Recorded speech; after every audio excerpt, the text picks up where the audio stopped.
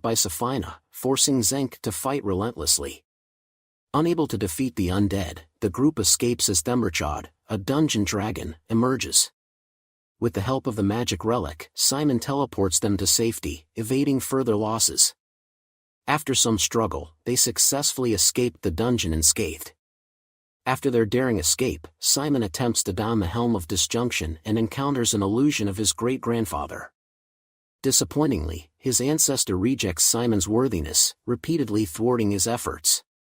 Frustrated after numerous attempts, Simon directs his blame towards Ejin, only to have Ejin reveal the truth behind his wife's tragic demise, an event that fuels his unwavering determination.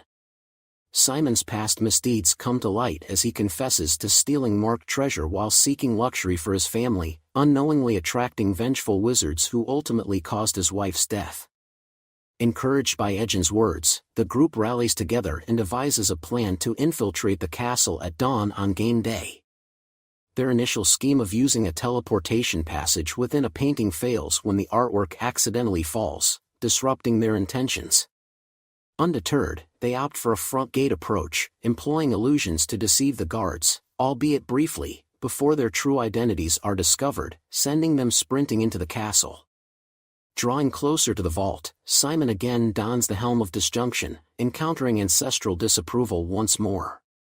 Fueled by anger, he strikes his great-grandfather, shattering the illusion and rendering himself eligible to utilize the helm's power. With determination, Simon successfully breaks the spell guarding the vault, only to discover a trap awaiting him instead of the coveted treasure. Meanwhile, Doric witnesses the treasure being loaded onto a ship, but before she can alert her comrades, castle soldiers incapacitate her with a swift blow. In a different location, Ejin finds himself ensnared by Safina's cunning disguise as Kira. However, before Forge's sinister intentions can lead to the massacre of Ejin's team, he cleverly proposes a daring alternative. Ejin suggests they be placed in the treacherous Sunrise game, where survival seems nearly impossible, allowing them to face their fate with dignity. Surprisingly, Safina agrees, and Forge puts them in the game, only to see their ultimate demise. Unbeknownst to Safina, Forge's true desire lies not in ruling the city but in escaping with its abundant riches, leaving her in control. Here, the dark truth of Red Wizards reveal. Safina had orchestrated the reopening of the Sunrise game, intending to gather a large crowd to cast a nefarious Red Wizard spell, transforming the city into an undead army.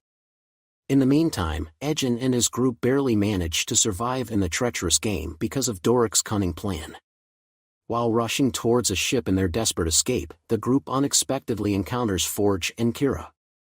Ejin and his companions refuse to return Forge's ship, leading him to reveal his true identity by threatening Ejin and Halga with a knife against Kira's neck. To his dismay, Forge is overpowered, and the group escapes with Kira and the stolen riches where. As the group is on escape, they witness Safina's chanting of the ominous Red Wizard spell and realize that they must protect the city. Harper Ejin, driven by his sense of duty to the city, sets aside his own greed and decides to return and save it. Utilizing Forge's air balloon, he distributes the stolen riches throughout the city, enticing the people away from Safina's influence and her impending spell. Enraged by this defiance, Safina attempts to attack the group but is intercepted by Simon, now a master of sorcery. Simon gives her a formidable challenge in battle. Just as Safina believes her victory is assured and casts the time stop spell, Simon reveals a hidden ability. He manages to break free from her time stop loop, enabling Kira to place a magical bracelet on Safina's hand, halting her sorcery. In the gripping climax, Safina meets her downfall, defeated by Doric, who transforms into a formidable owlbear to ensure her demise. Tragically, this intense battle results in Halga sustaining severe injuries and ultimate death, leaving the entire group heartbroken. However, amidst the sorrow, Ejin realizes the profound significance of Halga's presence in their lives.